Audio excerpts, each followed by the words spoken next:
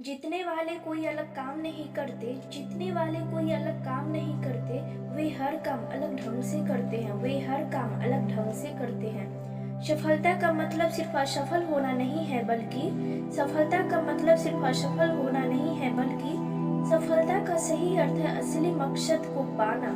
इसका मतलब है पूरा युद्ध जीतना, ना कि छोटी मोटी लड़ाइयाँ जीतना। यह कथन है एडविन सी विल्स का। Success don't mean the absence of failures, it means the attainment of ultimate objectives. It means winning the war, not every battle.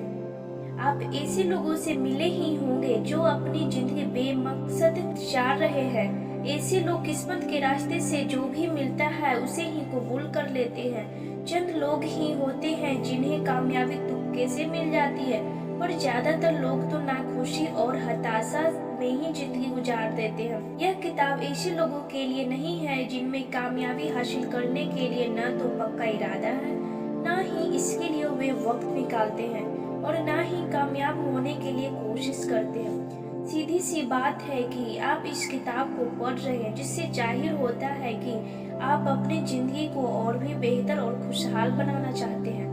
आपकी कामयाबी के रास्ते में यह किताब मददगार साबित हो सकती है। आखिर यह कैसी किताब है? What kind of book is this? एक तरह से देखा जाए तो यह कंस्ट्रक्शन पुस्तिका है। यह कामयाबी के लिए जरूरी औजारों के बारे में बताती है और एक खुशहाल और भरपूर जिंदगी का नक्शा तैयार करती है। दूसरे नजरिए से देखें तो यह लजीज खाना बनाने की रेसिपी बताने वाली किताब है। जिस तरह खाना बनाते समय उसमें इस्तेमाल होने वाली हर सही चीज को सही मात्रा में मिलाया जाए तो ही खाना बढ़िया बनता है, उसी तरह इस किताब में उन उसूलों की बात की गई है जिनका सही मात्रा में इस्तेमाल आपको कामयाबी की हर ऊंचाई तक पहुंचा सकता है। लेकिन सबसे बढ़कर यह एक गाइड बुक है। यह हर कदम पर कामयाबी का सपना देखने से लेकर उन सपनों को सच करने तक के रास्ते बताती है। Start and action plan. एक एक्शन प्लान शुरू करें। इस ऑडियो बुक समरी की मदद से आपको आने वाली जिंदगी के लिए एक एक्शन प्लान तैयार करने में मदद करें। अगर आपने अब तक कोई एक्शन प्लान नहीं बनाया है तो यह ऑडियो बुक समरी आपको 3 चीजें बताएगी। पहला, आप क्या हासिल करना चाहते हैं। दूसरा, किस तरह से उसे हासिल करना चाहते हैं। तीसरा, कब तक हासिल करने का प्लान है। इस ऑडियो बुक सुनते समय एक नोटबुक साथ में रखें और उसे 3 हिस्सों में बांट लें। आपके लक्ष्य, आप अपने लक्ष्य कितने मुकामों से गुजरकर पाना चाहते हैं, और इस कामयाबी के लिए आपका टाइम टेबल। जब आप इस ऑडियो बुक समरी को सुनेंगे तो आपकी नोटबुक एक ऐसी मजबूत नींव तैयार कर चुकी होगी जिस पर आप अपनी एक नई जिंदगी शुरू कर सकते हैं। यह ऑडियो बुक समरी शिव खेरा के द्वारा लिखी गई पुस्तक जीत आपकी से ली गई है। इस बुक का सबसे फर्स्ट चैप्टर है नजरिए की अहमियत, importance of attitude, building a positive attitude. एक आदमी मेले में गुब्बारे बेचकर अपनी गुजर बसर करता था। उसके पास लाल, नीले, पीले, हरे चारों रंग के गुब्बारे थे। जब कभी उसकी बिक्री कम होने लगती तब वह हीलियम गैस से भरा एक गुब्बारा हवा में छोड़ देता। बच्चे उसे उड़ता देखकर वैसा ही उड़ने वाला गुब्बारा पाने के लिए मचल उठते। बच्चे उसे गुब्बारा खरीदते और इस तरह उसकी बिक्री फिर से बढ़ जाती। दिन भर यही सिलसिला चलता रहता। एक दिन वह आदमी बाजार में गुब्बारे बेच रहा था।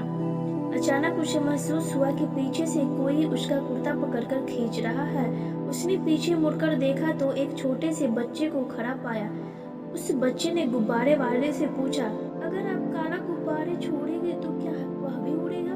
बच्चे की बात उसके दिल में लगी और उसने प्यार से जवाब दिया, बेटे, गुब्बारा अपने रंग की वजह से नहीं उड़ता, बल्कि उसके अंदर क्या है इस वजह से ही वह ऊपर जाता है। ठीक यही बात हमारी जिंदगी पर भी लागू होती है।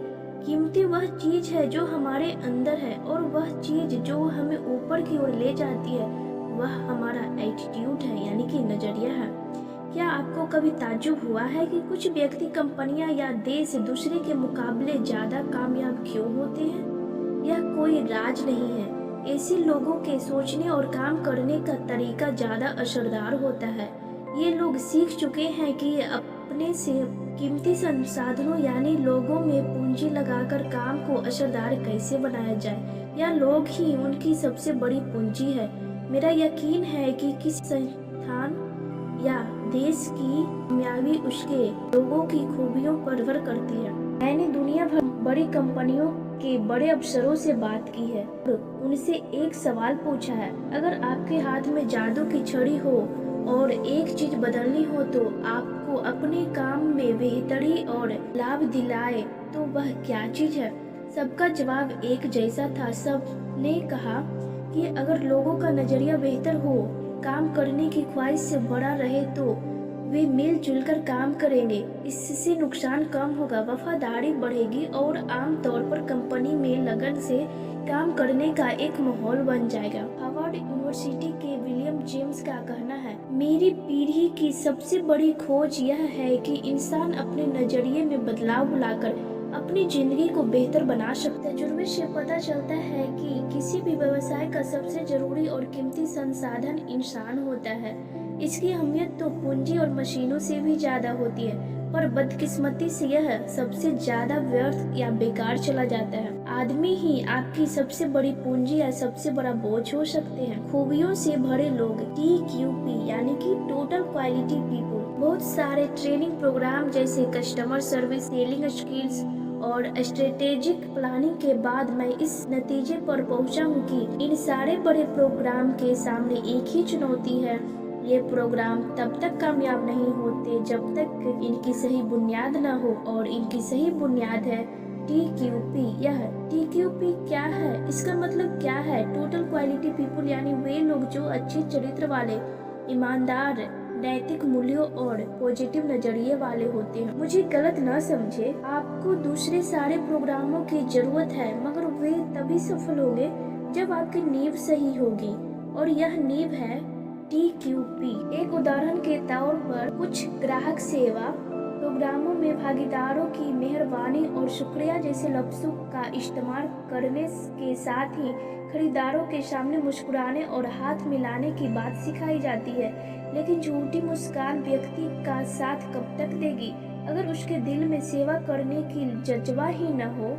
और फिर लोग ऐसे झूठी मुस्कान को बड़ी आसानी से भाप लेते हैं। यदि मुस्कान झूठी है तो लोग उससे चिढ़ जाते हैं। मेरे कहने का मकसद यह है, असलियत का होना दिखावे से ज्यादा जरूरी है, न कि दिखावा। इसमें कोई शक नहीं है कि मेहरबानी, शुक्रिया, मुस्कुराना वगैरह बेहद जरूरी है, मगर याद रखें कि अगर सेवा की भावना हो तो ये सब खुद ब खुद बहुत आसानी से आ जाते हैं। मशहूर फ्रेंच फिलोसोफर ब्लेज पास्कल के पास एक आदमी आया और कहने लगा, अगर मेरे पास आप जैसा दिमाग हो तो मैं एक बेहतर इंसान बन सकता हूँ। तब पास्कल ने जवाब दिया, एक बेहतर इंसान बनो, तुम्हारा दिमाग खुद ब खुद मेरे जैसा हो जाएगा। कैलगेरी टावर की ऊंचाई 190.8 मीटर और वजन 10,884 टन है। कुल वजन में तकरीबन 60% यानी कि 1,349 टन हिस्सा जमीन के अंदर है। इससे जाहिर है कि जितनी विशाल इमारत होगी उतनी ही मजबूत उसकी बुनियाद होगी। जिस तरह मजबूत इमारतों के लिए मजबूत बुनियाद की जरूरत होती है, उसी तरह सफलता के लिए भी एक मजबूत बुनियाद की जरूरत होती है, और वह बुनियाद है आपका नजरिया यानी कि एटीट्यूड। सफलता में आपके नजरिए का हिस्सा, your attitude contributes to success. Harvard university द्वारा की गई एक स्टडी में पाया गया कि जब कोई व्यक्ति नौकरी पाता है तो 85% हिस्सेदारी उसके नजरिए की होती है, और बाकी के 15% में उस व्यक्ति की स्मार्टनेस और काम की जानकारी शामिल होती है। हैरत की बात तो यह है कि पढ़ाई पर खर्च होने वाली पूरी की पूरी 100% रकम स्मार्टनेस पर खर्च की जाती है, जबकि सफलता में इसकी हिस्सेदारी सिर्फ 15% ही है। यह ऑडियो बुक समरी सफलता के बाकी 85% के बारे में ही है। अंग्रेजी भाषा में एटीट्यूड सबसे महत्वपूर्ण लक्ष्य है। जिंदगी के हर हिस्से में इसका महत्व है, चाहे वह आपकी निजी जिंदगी हो या फिर आपकी व्यावसायिक जिंदगी। क्या एक अफसर अच्छे नजरिए के बगैर एक अच्छा अफसर बन सकता है? अच्छे नजरिए के बगैर क्या कोई विद्यार्थी अच्छा विद्यार्थी बन सकता है? क्या माँ बाप, गुरु, दुकानदार, मालिक और कर्मचारी अच्छे नजरिए के बिना अपने काम में अच्छे हो सकते हैं? चाहे आप किसी भी क्षेत्र में काम कर रहे हो, कामयाबी की बुनियाद एक ही है और वह है आपका नजरिया। अगर आपका नजरिया कामयाब और लक्ष्य प्राप्ति के लिए इतना ही महत्वपूर्ण है तो क्या आपको जिंदगी के प्रति अपने नजरियों को जांचना नहीं चाहिए? क्या खुद से यह नहीं पूछना चाहिए कि आपका नजरिया आपके गोल पर किस हद तक असर डाल सकता है? हीरो से भरा खेत, एकर्स ऑफ डायमंड्स। अफ्रीका में एक खुश और संतुष्ट किसान रहा करता था। वह खुश था क्योंकि वह संतुष्ट था और संतुष्ट था क्योंकि वह खुश था। एक दिन उसके पास ज्ञानी व्यक्ति आया जिसने उसे हीरो की अहमियत और उनकी ताकत के बारे में बताया। ज्ञानी व्यक्ति ने कहा, अगर तुम्हारे पास अंगूठे के जितना भी हीरा हो तो तुम अपना एक शहर खरीद सकते हो, और अगर तुम्हारे पास मुट्ठी के बराबर का हीरा हो तो तुम शायद अपने देश के मालिक बन सकते हो। ऐसी बातें किसान को बताकर वह ज्ञानी व्यक्ति चला गया। उस रात किसान बिल्कुल नहीं सो सका। वह नाखुश और असंतुष्ट हो गया। वह नाखुश था क्योंकि वह असंतुष्ट था और असंतुष्ट इसलिए था क्योंकि नाखुश था।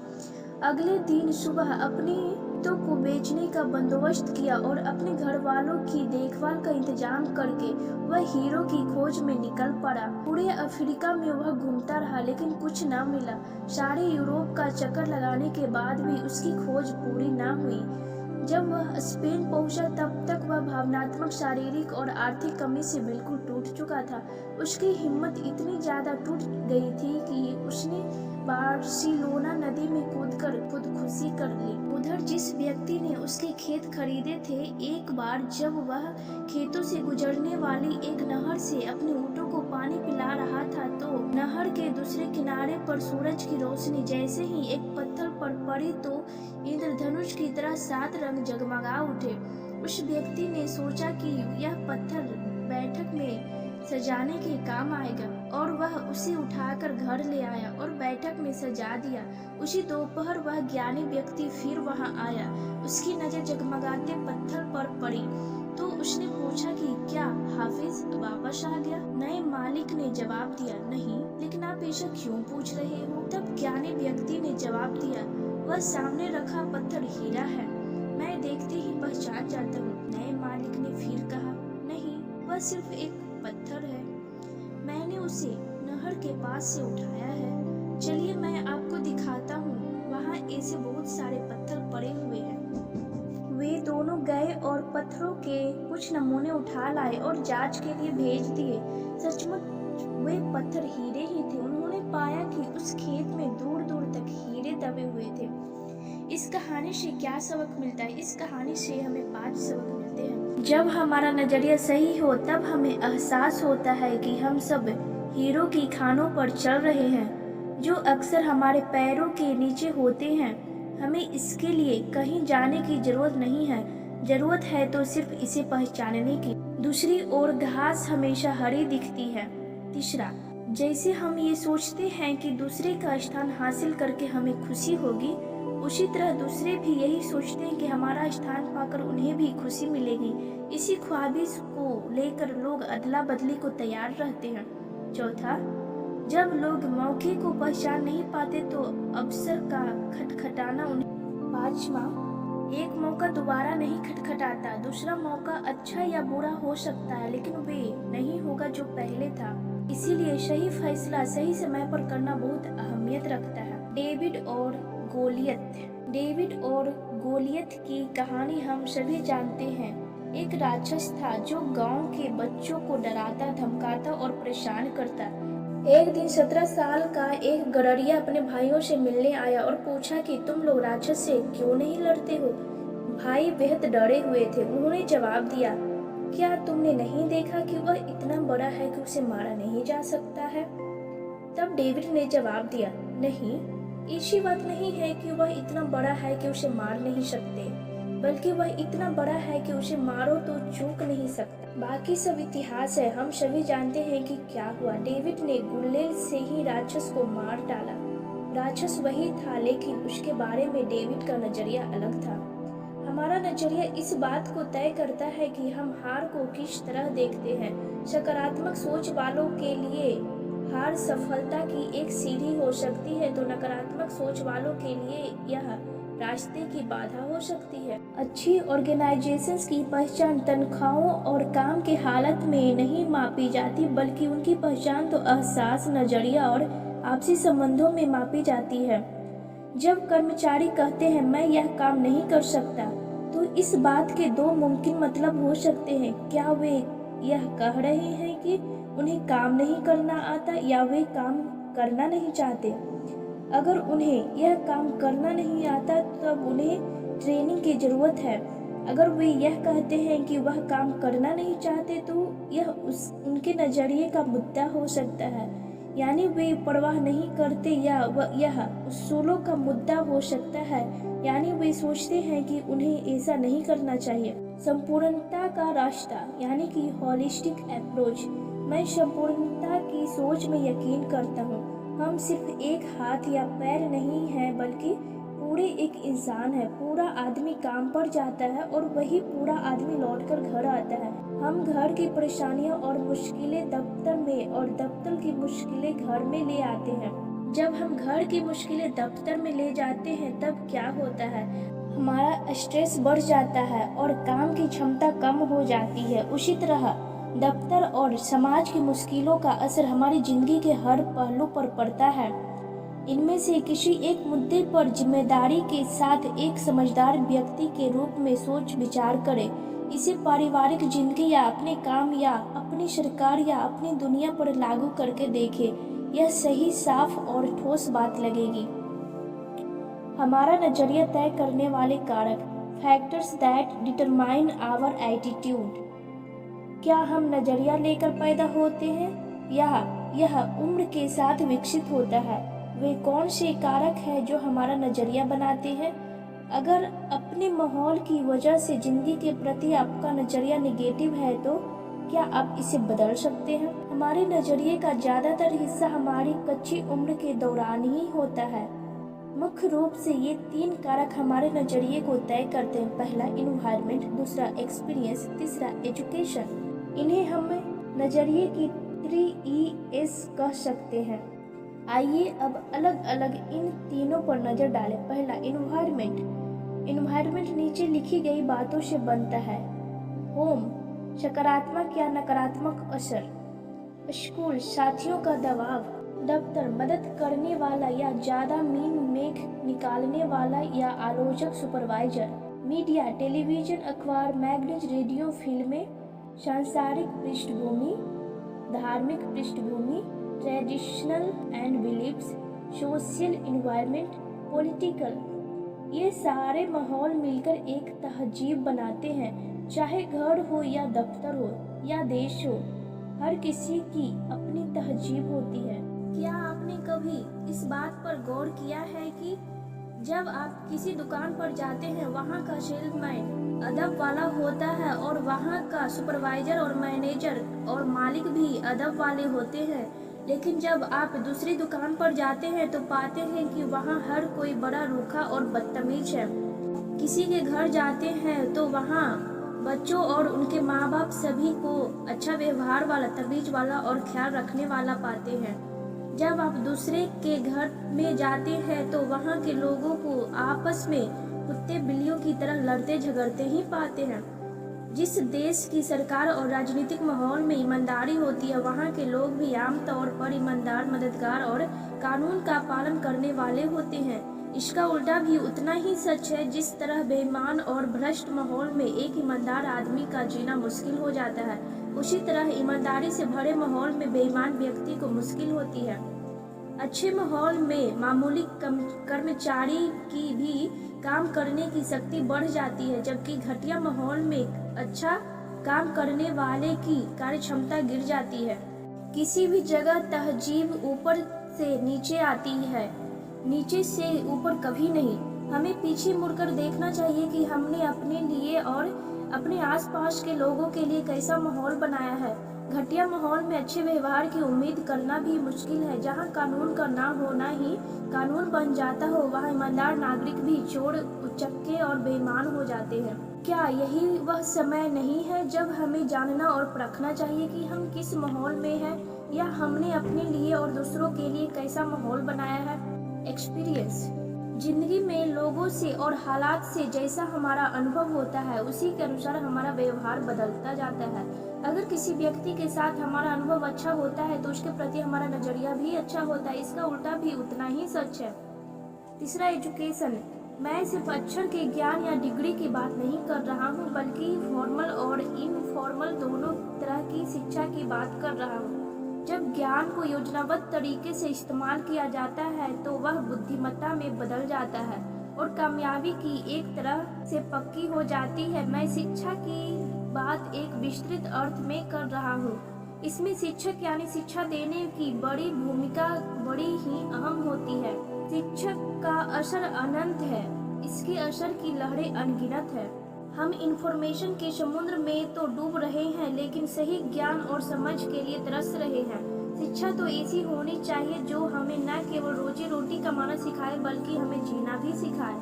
सकारात्मक नजरिए के लोगों की पहचान कैसे करें? How to you recognise people with a positive attitude. जिस तरह से खराब सेहत न होने का मतलब अच्छी सेहत नहीं है, उसी तरह किसी व्यक्ति में नकारात्मकता न होने का मतलब यह नहीं हो जाता कि वह सकारात्मक है। ये फायदे कई हैं जिन्हें आसानी से देखा जा सकता है, लेकिन जो चीज़ आसानी से देखी जा सकती है वह आसानी से छूट भी जाती है। अच्छे नज़रिए के कुछ फायदे ये हैं: increases productivity, fosters team work, solves problems, improves quality, makes for कॉन्जेनियल atmosphere, breeds loyalty, increases profits. मालिक, कर्मचारी और खरीदारों के बीच अच्छे व बेहतर रिश्ते बनाने की प्रेरणा देता है। Reduce stress, helps a person become a contributing member of society and earn asset to their country, makes for a pleasing personality. घटिया नजरिए के नतीजे, the consequences of a negative attitude. हमारी जिंदगी एक बड़ी बाधा दौड़ की तरह है और घटिया नजरिया होने से हम खुद ही अपने रास्ते की सबसे बड़ी बाधा बन जाते हैं। घटिया नजरिए वाले लोगों के लिए नौकरी, शादी, दोस्ती या रिश्तों को बनाए रखना बहुत मुश्किल हो जाता है। उनका नजरिया, bitterness, resentment, a purposeless life, ill health, high stress for themselves and others के रास्ते पे ले जाता है। ऐसे लोग घर और दफ्तर में घटिया माहौल बनाते हैं और समाज के लिए एक बोझ बन जाते हैं। ये लोग अपने घटिया व्यवहार को न सिर्फ अपने आसपास रहने वाले लोगों बल्कि आने वाली पीढ़ी तक फैलाते हैं। अपने घटिया नजरिए का एहसास हो जाने पर भी हम उसे बदलते क्यों नहीं हैं? इंसानी फितरत आम तौर पर बदलाव का विरोधी करती है। बदलाव तकलीफ देह होता है, चाहे इसका असर अच्छा हो या बुरा। बदलाव तनाव भरा हो सकता है। कभी कभी अपने गलत या बुरे नजरिए को हम इतना आरामदेह महसूस करते हैं कि हमारे अच्छे के लिए हो रहे बदलाव को भी हम कबूल नहीं करना चाहते। हम बुरे ही बने रहना चाहते हैं। चार्ल्स डिकेंस ने एक ऐसे कैदी के बारे में लिखा है जिसने कई साल अपनी सजा काल कोठरी में काटी। रिहा होने पर उसे खुले आसमान के नीचे सूरज की रोशनी में लाया गया। उस आदमी के चारों तरफ देखा और अपनी पाई हुई नई आज़ादी में उसने खुद को तकलीफ में महसूस किया और उसने फिर से अपनी काल कोठरी में जाने की इच्छा जाहिर की। उसके लिए आज़ादी और खुली दुनिया के बदलाव के नजरिए काल कोठरी, हथकड़ी और अंधेरा ही सुरक्षा और आराम देने वाला था। अच्छा नजरिया बनाने के उपाय, steps to building a positive attitude. बचपन में जो भी नजरिया हम बनाते हैं वह पूरी जिंदगी साथ रहता है। इसमें कोई शक नहीं है कि यह बेहद आसान और बढ़िया होगा कि कच्ची उम्र के दौरान ही हम सही नजरिया अपनाएं। तो क्या इसका यह मतलब है कि अगर कभी जानबूझकर या गलती से हम नकारात्मक या बुरा नजरिया अपना लेते हैं तो उससे बंधे ही रहेंगे?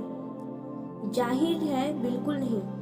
तो क्या हम बदल सकते हैं? हाँ। क्या यह आसान होगा? बिल्कुल नहीं। आप कैसे एक अच्छा नजरिया बनाकर उसे कायम रख सकते हैं? अच्छा नजरिया बनाने वाले उसूलों को जानें। अच्छा बनने की इच्छा रखें। उन उसूलों का पालन करने के लिए निष्ठा और अनुशासन को अपनाएं। परंतु शिक्षा और तजुर्बे के बावजूद एक समझदार इंसान होने के नाते हमारे नजरिए के लिए कौन जिम्मेदार है? हम खुद जिम्मेदार हैं। जिंदगी में कभी न कभी हमें जिम्मेदारी कबूल करनी पड़ती है। हम खुद को दोषी मानने के बजाय हर व्यक्ति और हर चीज को दोषी ठहराते हैं। ये हमारे ऊपर है कि हर सुबह हम अपना नजरिया खुद तय करें। समझदार इंसान होने के नाते यह जरूरी है कि हम अपने व्यवहार और कामों की जिम्मेदारी कबूल करें। गलत नजरिए वाले लोग अपनी नाकामयाबी के लिए पूरी दुनिया, अपने माँ बाप, गुरु, जीवन साथी, अर्थव्यवस्था और सरकार को दोषी ठहराते हैं। आपको अपने अतीत से दूर हटना होगा। अपने बीते हुए कल की धूल झाड़कर सही रुख अपनाएं। अपने सपनों को बटोरिए और आगे बढ़िए। सच्चाई, ईमानदारी और अच्छाई जैसे सही चीजों की सोच हमारे दिमाग को अच्छी सोच के दायरे में ले आती है। अगर हम सही नजरिया बनाकर उसे कायम रखना चाहते हैं तो हमें नीचे लिखे कदमों को ध्यान से अमल में लाने की जरूरत है। पहला कदम, अपनी सोच बदले और अच्छाई खोजे। Step first, change focus, look for the positive. हमें एक अच्छा खोजी बनने की जरूरत है। जीवन में हमें सही या अच्छाई पर ध्यान देने की जरूरत है। आइए हम किसी व्यक्ति या हालात में कमियों को देखने की बजाय उनकी सही चीजों और अच्छाइयों को देखना शुरू करें। हम अपने स्वभाव के कारण दूसरों में कमियां व गलतियां ढूंढने के इतने आदी हो जाते हैं कि उसकी सही तस्वीर भूल जाते हैं। गलतियां ढूंढने वाले तो स्वर्ग में भी गलतियां ढूंढने से नहीं चूकेंगे। ज्यादातर लोग जिस चीज की तलाश कर रहे होते हैं वह पा ही लेते हैं। अगर वे दोस्ती, खुशियाँ या अच्छाई की तलाश कर रहे होते हैं तो वही उन्हें मिल भी जाती है। अगर वे झगड़ा या महत्वहीनता ढूंढते हैं तो वही उन्हें मिलता है। सावधान, अच्छाइयों को तलाश करने का मतलब यह नहीं है कि गलतियों को नजरअंदाज कर दिया जाए। सोने की तलाश में, looking for the gold. Scotland में एक युवक एंड्रयू कार्नेगी अमेरिका आया और गुजारे के लिए छोटे मोटे काम करने लगा। एक दिन वह अमेरिका की सबसे बड़ी स्टील फैक्ट्री का मालिक बन गया। एक समय ऐसा था जब 43 करोड़पति कार्नेगी के लिए काम करते थे। 50-60 साल पहले $1 मिलियन बहुत सा पैसा होता था। आज भी यह बहुत सा पैसा है। किसी ने उनसे पूछा कि आप लोगों से कैसे पेश आते हैं। तब कार्नेगी ने जवाब दिया, लोगों से पेश आना सोने की खुदाई करने जैसा ही है। जब आप एक तोले सोने के लिए खुदाई करते हैं तो उसे पाने के लिए आप टनों टन मिट्टी हटानी पड़ती है। लेकिन जब आप खुदाई के लिए जाते हैं तो आप मिट्टी की तलाश में नहीं बल्कि सोने की तलाश में जाते हैं। आपका फोकस किस पर है? सोने की खुदाई पर। सोने की खुदाई करने वाले जैसा बने। अगर आप लोगों और चीजों में गलतियां ढूंढेंगे तो ये बहुत मिल जाएगी। आप क्या तलाश कर रहे हो? एंड्रयू कार्नेगी ने जवाब में एक अहम संदेश छिपा है। हर व्यक्ति और हालत में कुछ न कुछ तो अच्छा जरूर होता ही है। कभी कभी अच्छा पाने के लिए काफी गहराई में जाना पड़ता है, क्योंकि हो सकता है कि यह साफ दिखाई न पड़ रहा हो। लोगों और हालत में गलतियां तलाशने की हमें इतनी आदत हो जाती है कि क्या ठीक है यह देखना ही भूल जाते हैं। किसी ने ठीक कहा है कि बंद घड़ी भी दिन में 2 बार सही समय देती है। याद रखें, जब आप सोने की खोज में जाते हैं तो आपको टनों टन मिट्टी हटानी पड़ती है एक तोला सोना पाने के लिए। जब आप खोज में निकलते हैं तो मिट्टी की नहीं बल्कि सोने की खोज में निकलते हैं। गलत नजरिए वाले लोग हमेशा नुक्स निकालते हैं। Negative people will be always criticise. चाहे जो भी हो, कुछ लोग हर बात में नुक्स निकालते ही हैं। इस बात से उन्हें कोई मतलब नहीं है कि आप किस तरफ है, वे हमेशा दूसरी तरफ ही रहेंगे। नुक्स निकालने को ही उन्होंने अपना कैरियर बना लिया है। वे व्यवसाय का आलोचक है। वे ऐसे नुक्स निकालते हैं मानो कोई कंपटीशन चल रहा हो, उसमें इन्हें इनाम जीतना है। वे हर एक आदमी हर एक हालत में कोई न कोई नुक्स ढूंढ ही निकालेंगे। हर घर, परिवार या दफ्तर में आपको ऐसे लोग मिल जाएंगे। ऐसे लोग हर जगह दूसरों के नुक्स ही निकालते रहते हैं और सबसे कहते हैं कि हर चीज का कितना बुरा हाल है और अपनी मुसीबतों के लिए सारी दुनिया को जिम्मेदार ठहराते हैं। ऐसे आदमियों के लिए एक नाम है, ये लोग ताकत को चूस लेने वाले कहलाते हैं। ऐसे लोग किसी कैफेटेरिया में जाएंगे और इसी बहाने से बीसियों कप चाय कॉफी और सिगरेट पीकर दिल बहलाएंगे कि वे राहत पाने की कोशिश कर रहे हैं। ऐसा करके वे खुद के लिए और आसपास के लोगों के लिए ज्यादा तनाव ही बढ़ाते हैं। वे प्लेग की बीमारी की हर तरफ मायूसी का पैगाम फैलाते हैं और ऐसा माहौल पैदा करते हैं जिसके नतीजे बुरे या गलत हैं। रॉबर्ट फुल्टन ने भाप से चलने वाली नाव की खोज की। हडसन नदी के किनारे वह अपनी नई खोज का प्रदर्शन कर रहे थे। वहाँ कुछ निराशावादी और शक्की मिजाज लोग भी इस खोज को देखने के लिए इकट्ठा हुए और उन्होंने कहा कि यह नाव तो कभी चलेगी ही नहीं। आहिस्ता आहिस्ता वह नाव चल पड़ी और जैसे ही वह नदी में आगे बढ़नी शुरू हुई तो जो कहते थे कि नाव कभी चलेगी ही नहीं, वही निराशावादी लोग चिल्लाने लगे कि अब यह नाव कभी रुकेगी ही नहीं। यह भी क्या नजरिया है।